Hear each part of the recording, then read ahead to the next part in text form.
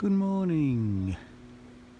It's Sunday, the 20th, I believe, of August 2023, and today I'm at the junction of Western Road and Springvale Road, and this is the other section of Western Road that leads down there, but I'm not going to walk down that way today. What I'm going to do is I'm going to walk up that way there, up Western Road there, because what I want to do is I want to show you how you can encompass virtually the entire width of the city in just a few hundred yards. So here you have a view of the east end of Sheffield looking out towards Rotherham. There's, I don't know the name of it, but there's a big woodland that's actually in Rotherham over there. It's a little bit hazy, but there's the M1 down there as well, so you can see right over to the very eastern edges of Sheffield and over into Rotherham. And in just a few hundred yards you will be able to see right over the west of Sheffield, right into the Peak District, and pretty much to the boundary of where Sheffield ends in the Peak District. So let's walk up Western Road. And the other reason why I'm wanting to walk up Western Road is because this was one of the places that was very pivotal in the Sheffield street tree saga a few years ago, where they were wanting to chop down all these mature street trees, but the council didn't realise at the time that these were actually planted as memorial trees for people in the local area who had died in World War I. So it was just about 100 years when we were commemorating that, when they were wanting to chop them down, which of course was a huge political issue at the time. But as you can see, they're all still here, and hopefully they will be here for a whole lot longer. And also, one of the great things about this street as well is that when they scrape the tarmac off, they wanted to bring back the cobbles, and so this is one of the few pretty much totally, except for the little bits at the end there, this section of Western Road anyway. I'm not sure about the other section down there. Look, the sign's still up. Actually, that will need cutting down as that starts to expand.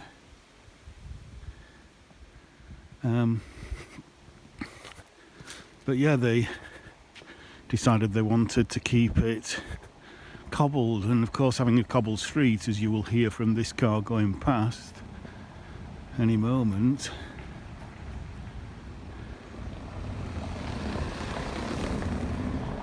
as a natural speed calming measure. The cobbles are quite bumpy, quite rattly, so you don't want to go any faster than about 15-20 mile an hour on a cobbled road.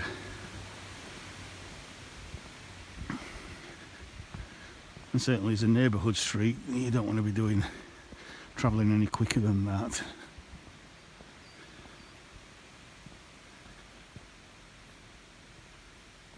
Slyn Street again. You can just about see right over to Rotherham over there.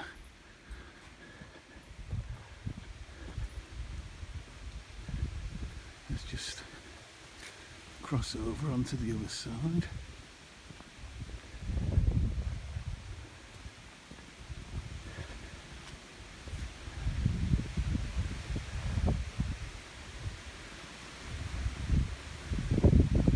about 10:30 in the morning. There's a nice breeze you can probably hear in the trees.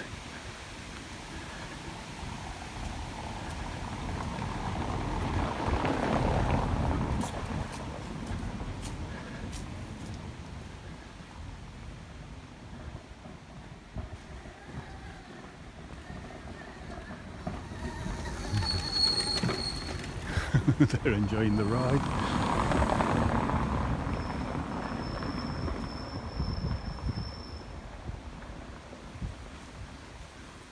Beautiful kind of almost cathedral effect. It goes right down there.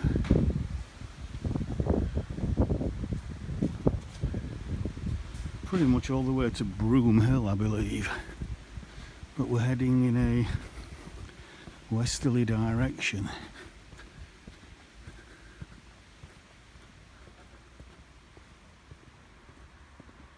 Beautiful sky.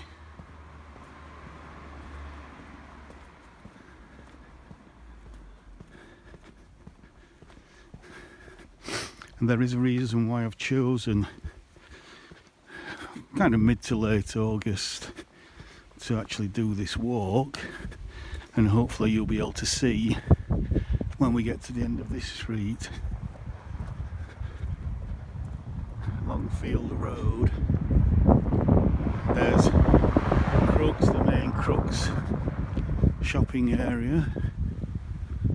It looks like there's a bit of cloud rolling in from over there in the west, which is where most of our weather comes from.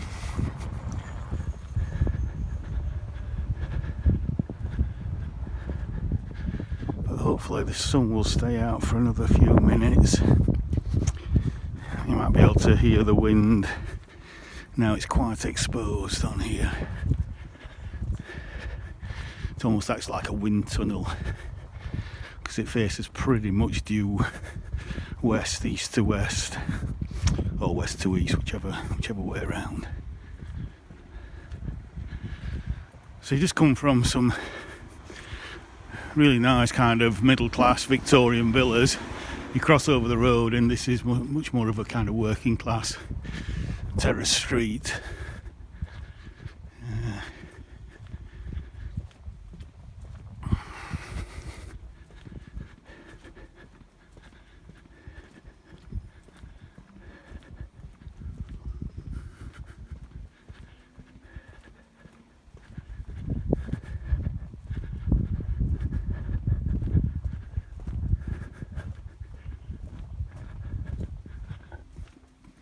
Little clematis there.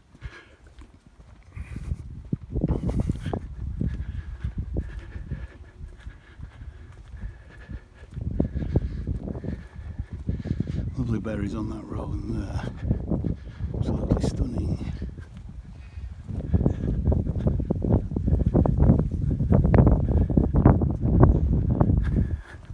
I always said that I would like one of these corner flats, top floor corner flats, because the view from them is just out of this world. So this is Crookes Recreation Ground. You can see here we're looking pretty much north, so we're looking towards Foxhill, Burley Carr, and probably a little bit of Parson Cross there. The Upper Don Valley here with the chimneys of the old UCAR carbon place. Yeah, this top corner one here would be fantastic. Faces west, so you get stunning sunsets over here.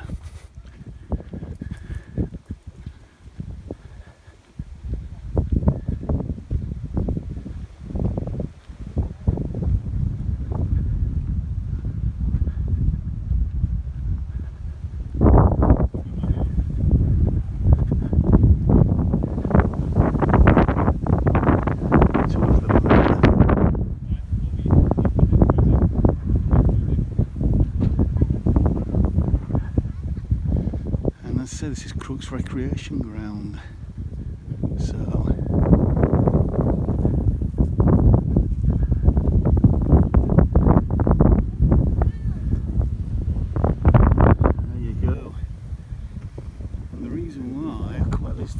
can't see much of it. It's a little bit hazy, as I say. I hope you can hear me from the wind. But if I zoom in a little bit there, you've got the Heather Moorland and the Peak District over there.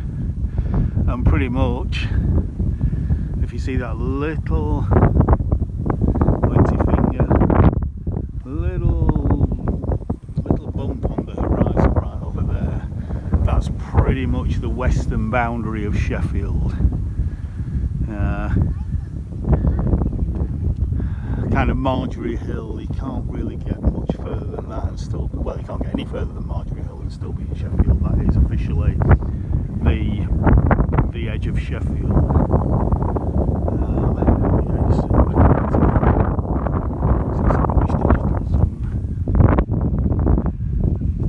Let's walk up here a little bit more.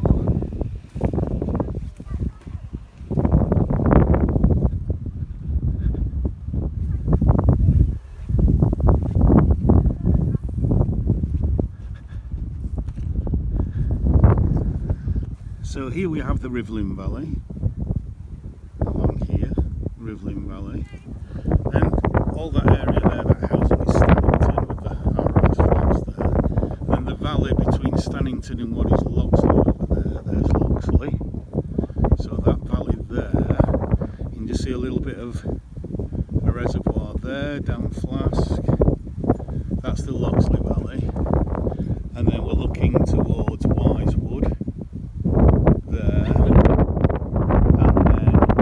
over that little distance, that's the upper Valley. So here in just a few hundred yards, you've gone from the lower Don Valley, showing you the very east end of the city, out towards Rotherham, including Rotherham, and then in just a few hundred yards, you've got three other valleys looking out to the extreme western boundary of the city, out in the Peak District at Marjorie Hill. Of course, a third of the city, so of course we've only seen a small portion of the city in this little walk, but 1/3 of the city is actually out there in the Peak District anyway. So chances are, if you're in the Peak District within 4 or 5 miles of the city centre, you are still in the city of Sheffield. So that's kind of pretty unique selling point here. But yeah, this is one of the best places in the city to enjoy sunsets. As I say, it's windy a lot of the time because we're quite high up here. We're probably around about 8, I don't know the official figure, maybe 800 feet above sea level. So the wind, again, is west. The wind just comes whipping down from the moors and hits this escarpment of Crookes. If I just turn round, again, we've just got another terrace street there and a couple more terrace streets there. Again, some of the houses with absolutely stunning views. So yeah, I think that's all I've got to say. That's just gives a good idea of the topography of the city, how green the city is, with street trees, with countryside. You know, I've walked a few hundred yards and I've got views of all this countryside, and I can just walk through here, I can wander along there, Crookes Cemetery up there somewhere, again Rivelin Valley, loads of walks down there, up and over the top through Stannington Village, which is at the top of the hill there. This is more kind of 1950s, 60s estate that was built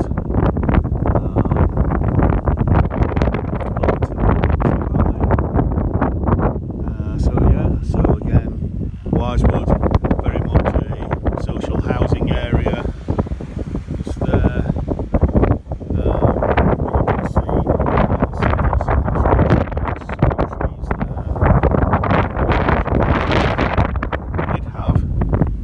hopefully is building back up again, 32,000 street trees. So that obviously doesn't include all of these in parkland and countryside, etc. There's